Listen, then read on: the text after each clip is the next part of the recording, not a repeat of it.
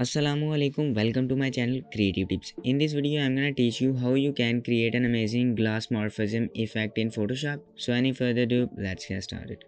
Simple. First of all, place your source image like that you want, and after that hit Ctrl J on your keyboard to create a copy of this layer, and right click on this layer for convert to smart object. So go to the filter, blur, and choose Gaussian blur.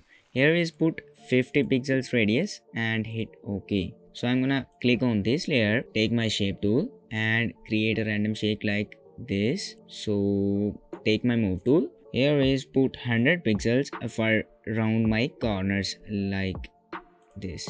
So after that collapse the properties and click on this layer for create a clipping mask. Hold Ctrl and click on this layer. You can see these layers are selected. So I'm gonna drag here a little bit like this. Double click on this layer for open the layer styles. I'm gonna add stroke. The stroke size is set on 10 pixels. The position is set on inside.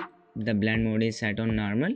And lastly, the opacity is 30%. After that, click on the color overlay. So the color is set on white and the opacity is set on 8%.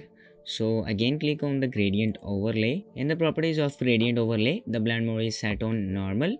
The opacity is set on 10% and the style is set on like linear. So angle is set on 120 degree. So lastly the scale is set on 150%. So lastly I'm gonna click on the drop shadow for add a drop shadow like that you can see. So the blend mode is set on the multiply. So the color is selected on the black.